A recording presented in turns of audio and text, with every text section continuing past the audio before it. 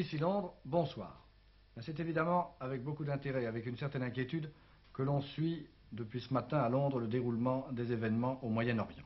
Car en effet, les événements d'Irak posent au gouvernement britannique un certain nombre de problèmes. Vous savez que l'Irak était le dernier bastion britannique au Moyen-Orient.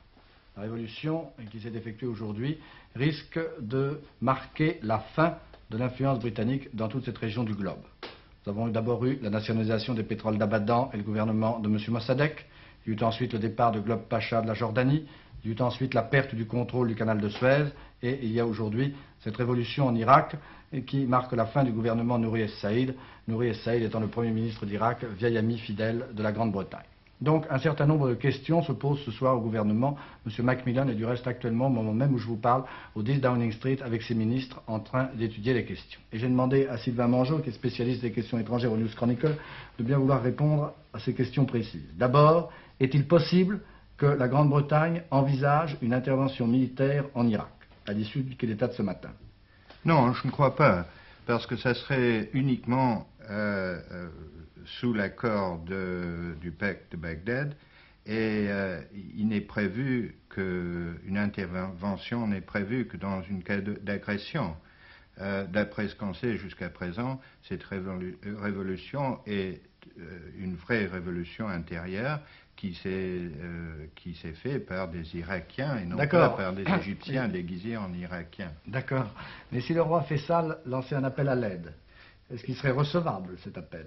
D'abord, on ne sait pas si le roi Faisal est prisonnier, comme on pense. S'il était agent libre, évidemment, comme partenaire dans le pacte de Bagdad, il serait libre d'appeler ses autres partenaires à son aide. Ne pensez-vous pas que les Turcs, qui sont membres également de ce pacte de Bagdad, puissent prendre une action quelconque, puissent décider une action quelconque? Vous voulez dire indépendamment? C'est ça, indépendamment. Ah, Vous ne pensez pas?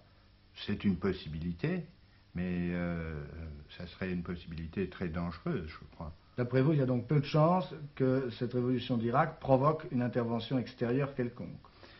Eh bien, je trouve qu'au cabinet, on a dû parler de l'ensemble de la situation au Moyen-Orient.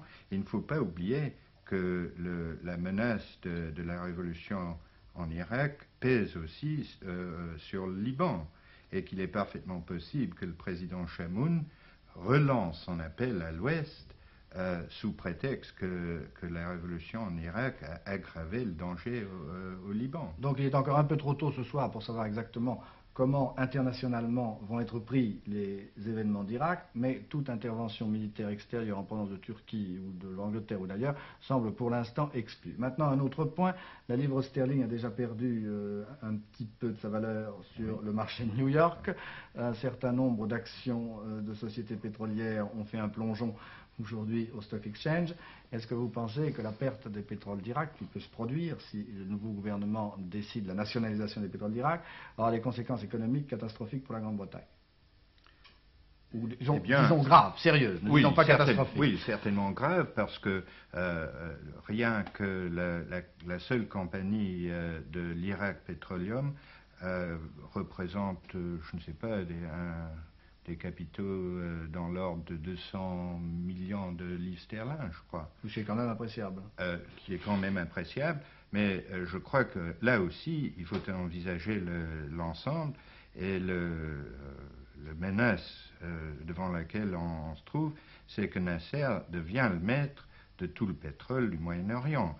Parce qu'à mon avis, si cette révolution réussit à s'établir en Irak, oui.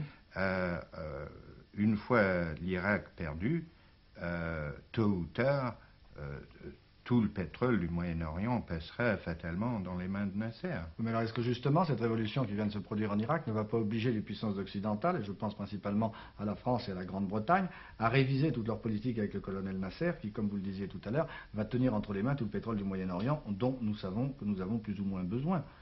Ça dépend de la politique de Nasser, mais je crois que de son côté, si réellement un jour il devient maître de tout ce pétrole, il doit continuer à le vendre dans un marché quelconque. Et le marché quelconque, d'après vous, ça ne peut être que l'Occident. Évidemment, évidemment. Bon, eh bien, je vous remercie d'avoir répondu à ces quelques questions. Il est encore trop tôt, comme je le disais tout à l'heure, pour savoir exactement quelles peuvent être les conséquences sur le plan international de cette révolution irakienne, mais nous aurons certainement l'occasion d'en reparler très rapidement. Ici Londres, à vous Paris.